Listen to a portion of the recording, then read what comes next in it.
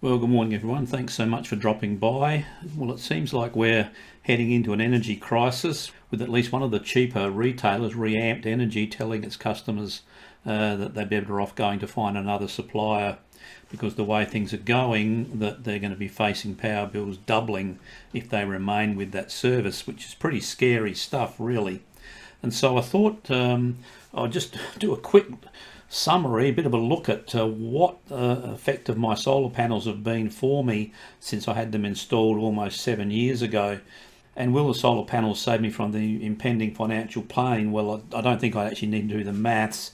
I'm going to be having to pay for the increased cost of electricity should it come, because the issues with trees around our house mean that certainly during winter, late autumn and early spring, there's too much shade over the panels that I've got, even though we've got micro inverters, and so therefore it's not really generating enough electricity to make a big impact. That being said, though, for 6 months of the year, pretty much our 5 kilowatt system does produce enough electricity to cover all of our needs. The problem that I've got is that we're not here for about 2 or 3 days of the week, and so therefore that energy that we're producing gets fed back into the grid. And unfortunately, of course, our feed-in tariff is only about half of what the actual cost is if we're using it, and so therefore we're not getting the full benefit of the system that we have installed. And really, I think and on an average day in summer we produce sort of between 30-35 kilowatts of power. A 10 kilowatt battery system is like at least $10,000, I think. So I just can't make the maths work for getting a battery system installed, because even if I did, 2/3 of the power produced while we're not here is actually going to still be fed back into the grid. So I'm expecting when we do the numbers, and I've done them of course, let's have a look at them, that the benefits of the solar panels might not be as much as, or at least in my case, I thought they might have been. So over the life of the panels that we've got, and we've produced 40.8 megawatt hours of electricity. You can see that generally speaking the panels are working consistently well. This is 6 megawatt hours for the year 2016, that's a full year, then 5.9 and then 5.8 for all of the next 4 years. And of course this was the 6 months after we had them installed, and here we are at the end of May, early June this year. So the system's working okay, but as I said, because of the basically lifestyle, I guess, that we have, our total production of 40.8 gigawatts, more than half of it has been fed back into the grid, and we're only getting 16 cents per kilowatt hour for doing that. And we've consumed only nearly 17,000 kilowatts of the power that we have produced. So therefore, looking at the maths of our investment, the total cost was $8,500. A bit expensive, but we did buy the very best panels that we could find. That was a subjective call on our part, and also in conjunction with the installer, local guy, and I do think that he wasn't really ripping us off. Each of the panels has a micro inverter, though. We had to have that because of the issue, as I said, with shade, and of course if you've got a string array, then any sort of shade can really make a bit of a mess of the production.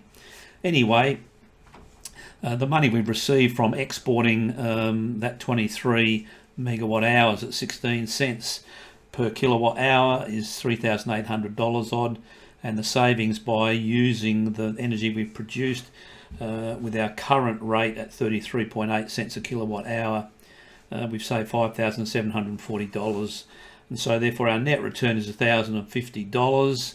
In other words, we've paid for the system, we're in profit, and the system is currently still working very well. Now, if that system continues to work well for another 2 cycles of 7 years, then our total net return is going to be $20,000 odd. And so that percentage return based on the 8,500 over 21 years, is about 4% per year. So it's not an awesomely good return, but it is a positive return. If we went for another 7 years, and that's assuming these panels are going to pretty much go for a little bit longer than what is their supposed warranty period, we're going to get to nearly $30,000 of net return, and that's going to be an average annual return of a bit over 4.5%. And so looking at it as an overall investment, we may very well be better off at putting our money into an index fund like STW or VAS. That is, of course, assuming that they're going to deliver a return in the future the same as they have in the past 5 to 7 years, which is about 8.5% per year. And so therefore, the best I can say about our investment in those solar panels is, yes, we have saved some money, and more importantly, we have done our little bit in reducing the effect of greenhouse gases on the planet's environment and the climate, if you like. What would happen if we could have used it all? Well, over that cycle of 7 years, if we'd have been able to use every single kilowatt that we'd produced, saving ourselves 33.8 cents, still would have only delivered us an average annual return of 7.34%, still 1% or 1 and a bit percent worse than having the money invested in a broad market ETF. Now, of course, one thing you can say about the panels is that the return I'm getting from there is guaranteed. Remembering I'm not going to get this, what I'm going to get is around about 4.5% maybe. That's the best sort of return I'm going to get from my investment, but that is guaranteed. Unless power comes worth not much at all, which is unlikely.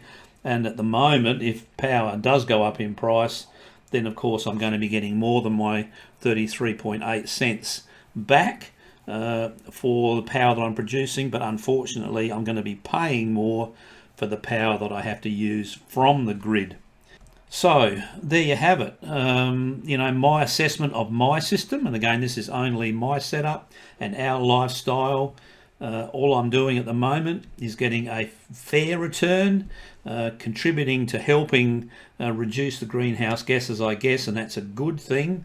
But it's not the awesome investment, perhaps, that I thought it might be. I think for those people who bought in earlier, way earlier than us, and they had that very good feed-in tariffs. I know that one of my friends at the very start was getting something like 62, maybe even higher cents per kilowatt hour feed-in tariff.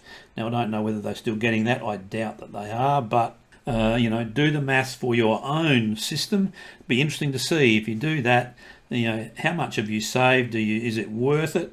Has it been an economically successful investment for you? Well, we'll leave it there for today. Thanks so much for watching. Hope you found the discussion interesting, and catch up with you again same time next week.